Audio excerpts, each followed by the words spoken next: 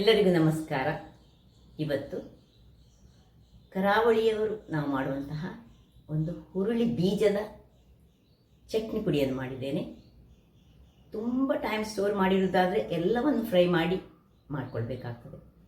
ಆಗಾಗಲೇ ಮಾಡೋದಾದರೆ ನಾವು ಜಸ್ಟ್ ಹೇಗೆ ನಾನು ಮಾಡಿದ್ದೇನೆ ಅಷ್ಟು ಮಾಡಿದರೆ ಸಾಕಾಗ್ತದೆ. ಇವತ್ತು ನಾನು ಹುರುಳಿ ಬೀಜದ ಇಡ್ಲಿಯನ್ನು ಮಾಡಿದ್ದೇನೆ. ಹೆಚ್ಚಾಗಿ ನಾವು ತುಳುವರು ಹುರುಳಿ ಬೀಜದ ಇಡ್ಲಿಯನ್ನು ಮಾಡೋದಿಲ್ಲ. ಇದು ಒಂದು GSP ಕಮ್ಯುನಿಟಿಯವರ ಒಂದು ಅಥೆಂಟಿಕ್ ರೆಸಿಪಿ ಅಂತ ಹೇಳ್ಬೋದು. ಬಹಳ ಟೇಸ್ಟಿಯಾಗಿ ಬರ್ತದೆ. ನಾನು ಹೆಚ್ಚಾಗಿ ಇದನ್ನು ಮಾಡ್ತೇನೆ. ತಿಂಗಳಿಗೆ ಒಂದು ಬಾರಿಯಾದರೂ ಮಾಡಿ ಅದನ್ನು ಈ ಹುರುಳಿ ಬೀಜದ ಚಟ್ನಿ ಪುಡಿಯೊಂದಿಗೆ ಅದಕ್ಕೆ ಒಂದು ಮೊಸರ ಅಥವಾ ತೆಂಗಿನ ಎಣ್ಣೆಯ ಅಥವಾ ತುಪ್ಪವ ಹಾಕಿ ತಿಂದರೆ ಬಹಳ ಟೇಸ್ಟಿಯಾಗಿ ಬರುವಂತಹದ್ದು.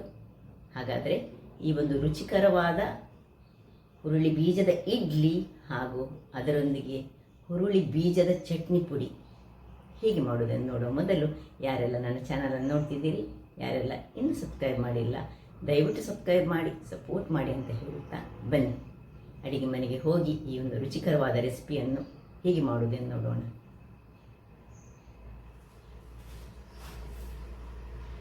ನಮಸ್ತೆ ಮಿತ್ರರೇ, ಇವತ್ತು ಹುರುಳಿ ಕಾಳನ್ನು ಬಳಸಿ ಒಂದು ಒಳ್ಳೆ ಇಡ್ಲಿ ಮಾಡೋಣ. ಈ ಹುರುಳಿ ಕಾಳು ಅರ್ಧ ಲೋಟ ಆದರೆ ಅರ್ಧ ಲೋಟದಷ್ಟು ಉದ್ದಿನಬೇಳೆ, 1 ಲೋಟದಷ್ಟು ನಮಗೆ ಬೆಳ್ತಿಗೆ ಅಕ್ಕಿ ಬೇಕು.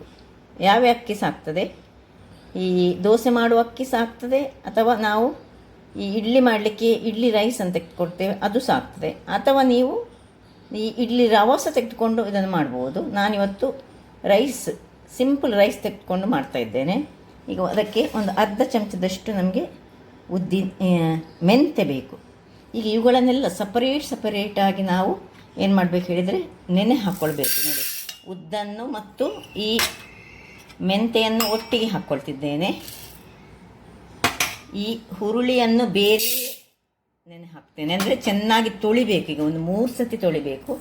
ಈ ಅಕ್ಕಿಯನ್ನು ಸಪರೇಟಾಗಿ ಇವುಗಳನ್ನೆಲ್ಲ ನೆನೆ ಚೆನ್ನಾಗಿ ತೊಳೆದುಕೊಂಡು 3 ಸಹ ಬೇರೆ ಬೇರೆ ಸಪರೇಟಾಗಿ ನೆನೆ ಹಾಕ್ತೇನೆ. ಯಾಕೆ ಹೇಳಿದರೆ ಈ ಹುರುಳಿ ಕಾಳು ಕಡಿಯುವಾಗ ಸ್ವಲ್ಪ ಹೆಚ್ಚು ಟೈಮ್ ತೆಗೆದುಕೊಳ್ತದೆ, ಉದ್ದು ಬೇಗನೆ ಈ ಗ್ರೈಂಡ್ ಆಗ್ತದೆ. ಹಾಗಾಗಿ ಚೆನ್ನಾಗಿ ತೊಳೆದು ನೆನೆ ಹಾಕಿದ ಮೇಲೆ ಈಗ ಗ್ರೈಂಡ್ ಮಾಡುವಾಗ ನಿಮಗೆ ಇನ್ನು ಯಾವುದೆಲ್ಲ ಸಾಮಗ್ರಿಗಳು ಬೇಕಂತ ತಿಳಿಸಿಕೊಡ್ತೇನೆ. ವೀಕ್ಷಕರೇ ನೋಡಿ, ನೆನೆಸಿಟ್ಟುಕೊಂಡು ಒಂದು 8 ಗಂಟೆಗಳ ಕಾಲ ಕಳೆದಿದೆ. ಹುರುಳಿ ಕಾಳು ಸಹ ಒಳ್ಳೆ ನೆಂದಿದೆ, ಉದ್ದು ಸಹ ನೆಂದಿದೆ, ಇಲ್ಲಿ ಅಕ್ಕಿ ಸಹ ನೆಂದಿದೆ. ಪ್ರಪೋರ್ಷನ್ ನಾನು ಹೇಳಿದ್ದೇನೆ. ಈಗ ಇಲ್ಲಿ ಸ್ವಲ್ಪ ಒಂದು 4 ಚಮಚದಷ್ಟು ಅವಲಕ್ಕಿ ತೆಗೆದುಕೊಂಡಿದ್ದೇನೆ. ಅದಕ್ಕೆ ಸ್ವಲ್ಪ ನೀರನ್ನು ಹಾಕೊಳ್ಳೋಣ. ಹಾಕ್ಕೊಂಡು ಅದರ ನೀರನ್ನು ಬಸಿಕೊಳ್ಳೋಣ.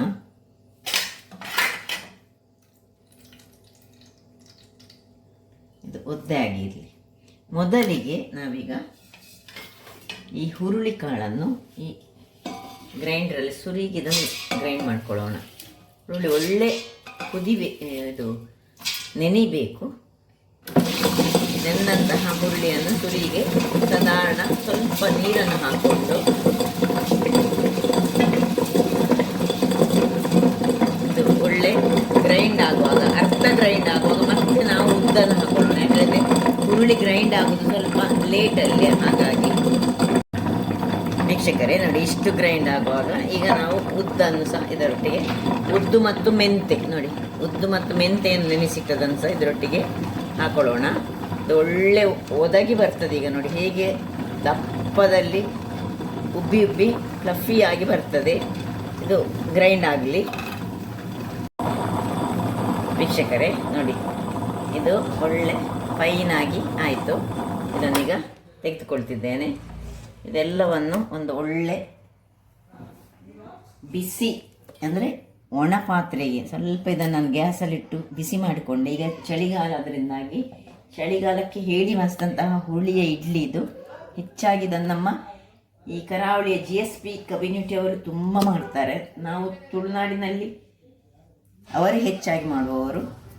ನಾವು ತುಳುವರು ಇದನ್ನು ಸ್ವಲ್ಪ ಕಡಿಮೆ ಮಾಡ್ತಾರೆ, ಆದರೆ ಭಾರಿ ಒಳ್ಳೆಯದಂತೆ. ಈ ಕೈ ಕಾಲು ಗಟ್ಟಿ ಮಾಡಲಿಕ್ಕೆ ಬಹಳ ಉತ್ತಮ ಅಂತ ಹೇಳ್ತಾರೆ.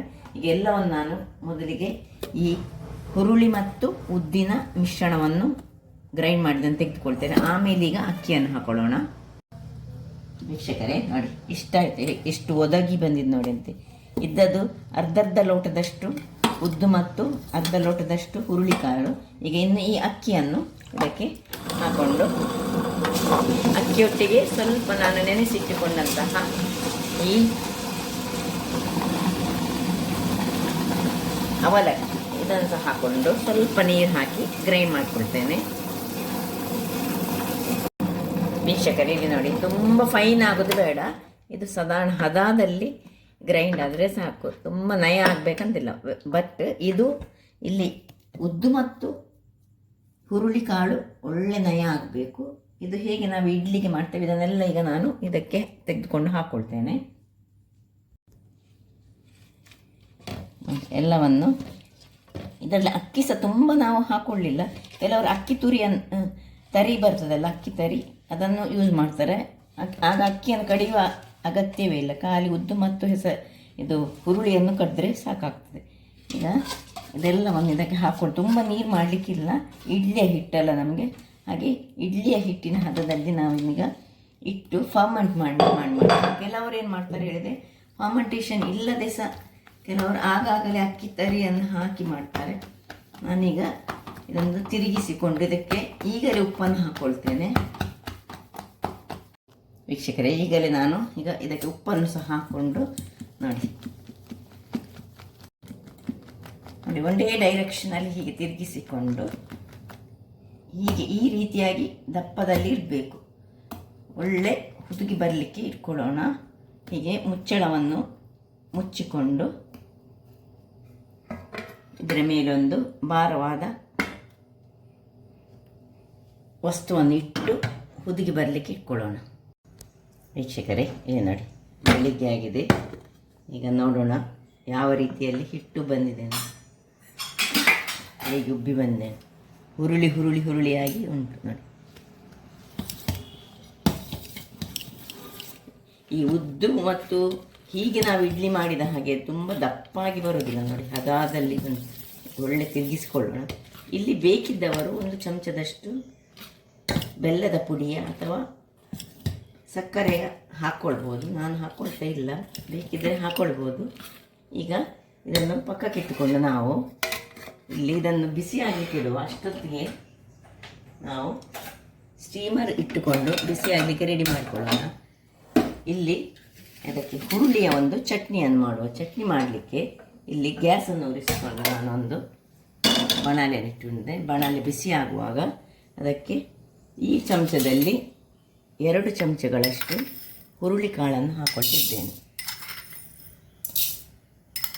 2 ಚಮಚ ಸಾಕು. 2 ಚಮಚದಷ್ಟು ಹುರುಳಿಯನ್ನು ಒಳ್ಳೆ 1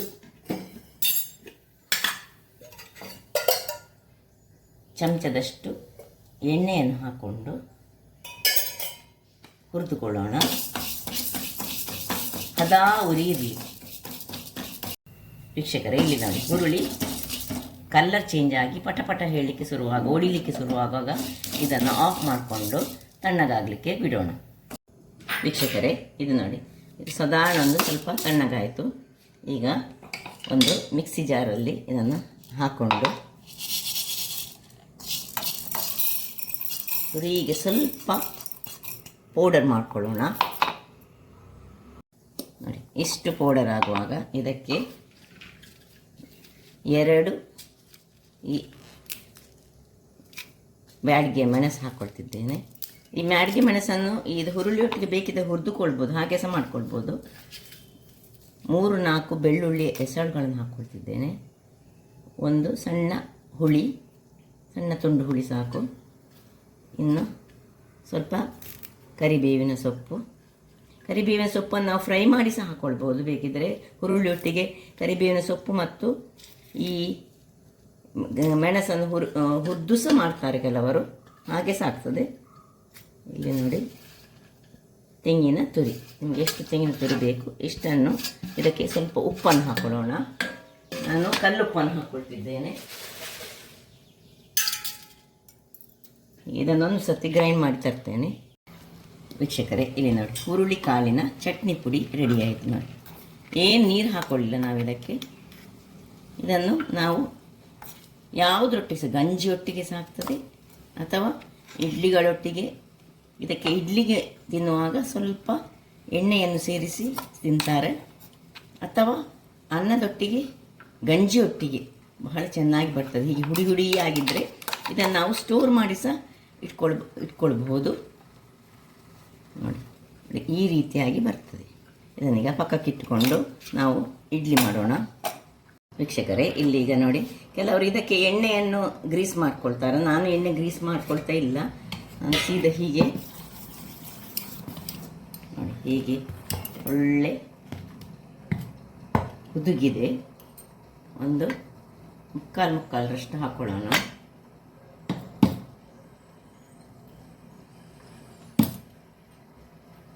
ಕೆಲವರು ಏನು ಮಾಡ್ತಾರೆ, ಪ್ಲೇಟ್ನಲ್ಲಿ ಹಾಕಿ ಇದನ್ನು ಮತ್ತೆ ಪೀಸ್ಗಳಾಗಿ ಕಟ್ ಮಾಡಿಕೊಡ್ತಾರೆ, ಹಾಗೆ ಸಹ ಆಗ್ತದೆ.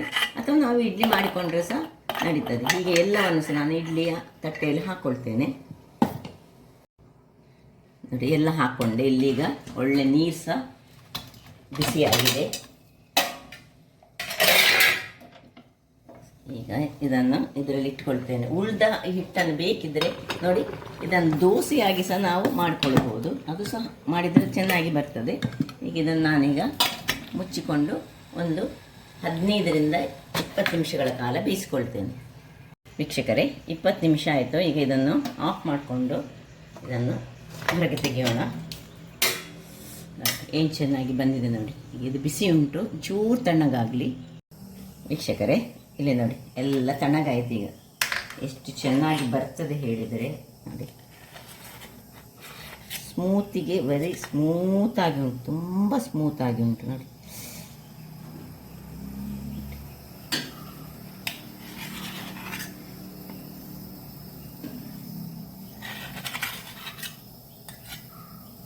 ನಾನು ಎಣ್ಣೆ ಏನು ತಾಗಿಸಲಿಲ್ಲ, ಆದರೆ ಎಷ್ಟು ಚೆನ್ನಾಗಿ ಬಂದಿದೆ ಹೇಳಿದರೆ ನೋಡಿ.